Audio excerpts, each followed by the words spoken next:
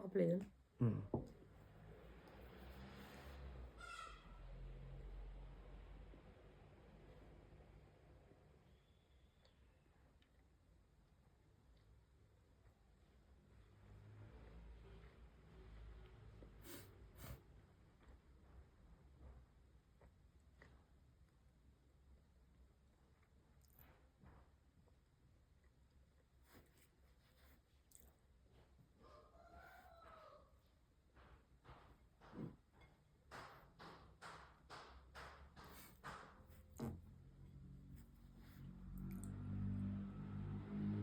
Masama.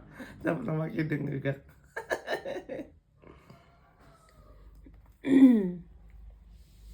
First Corinthians 7. Now for the matters you wrote about. It is good for a man not to have sexual relations with a woman.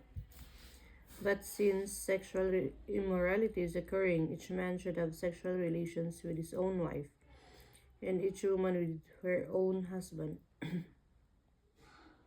The husband should fulfill his marital duty to his wife, and likewise the wife to her husband. The wife does not have authority over her own body, but yields it to her husband. In the same way, the husband does not have authority over his own body, but yields it to his wife. Do not deprive each other, except perhaps by mutual consent and for a time, so that you may devote yourselves to prayer. Then come together again, so that Satan will not tempt you because of your lack of self-control. I say this as a concession, not as a command. I wish that all of you were as I am. But each of you has your own gift from God. One has this gift, another has that. Now to the unmarried and the widows, I say, it is good for them to stay unmarried as I do. But if they cannot control themselves, they should marry, for it is better to marry than to burn with passion. To the married I give this command, not I but the Lord. A wife must not separate from her husband, but if she does, she must remain unmarried, or else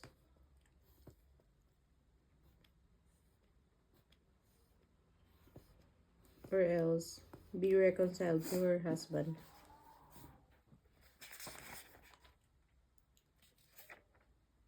And the husband must not divorce his wife. To the rest I say this, I am not the Lord.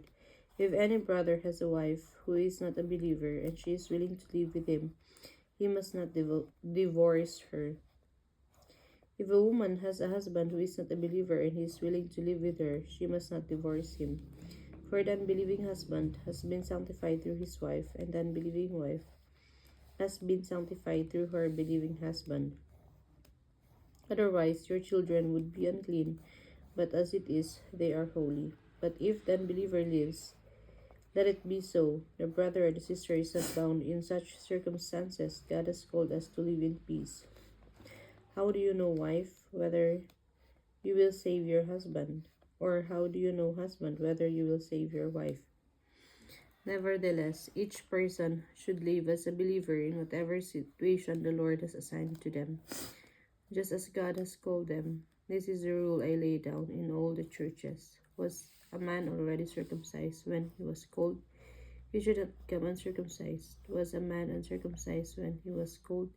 He should not be circumcised. Circumcision is nothing and uncircumcision is nothing. Keeping God's command is what counts.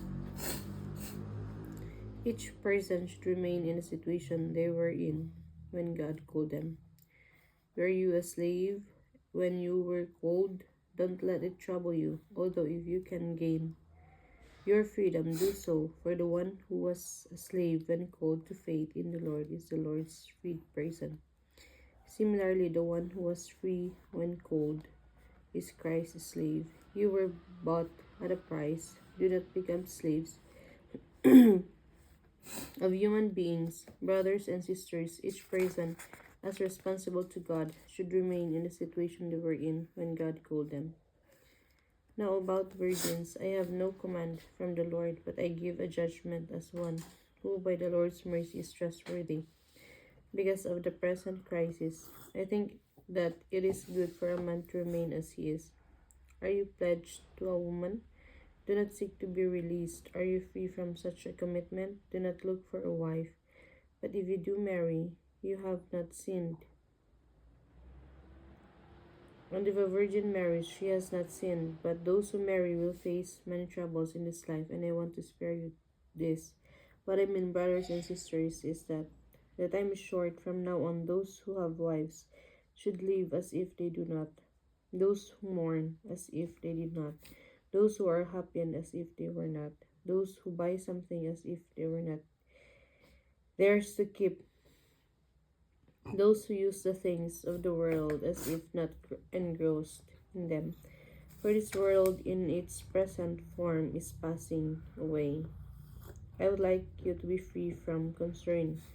An unmarried man is concerned about the Lord's affairs. How can he please the Lord? But a married man is concerned about the affairs of this world. How can he please his wife? And his interests are divided. An unmarried woman or virgin is concerned about the Lord's affairs. Her aim is to be devoted to the Lord in both body and spirit. But a married woman is concerned about the affairs of this world, how she can please her husband. I am saying this for your own good, not to restrict you, but that you may live in a right way, in undivided devotion to the Lord. If anyone is worried that he might not be acting honorably toward the virgin he is engaged to, and if his passions are too strong and he feels he ought to marry, he should do as he wants. He is not sinning. They should get married. But the man who has settled the matter in his own mind, who is under no compulsion but has control over his own will, and who has made up his mind that to marry the virgin, this man also does the right thing. So then, he who marries the virgin does right, but he who does not marry her does better.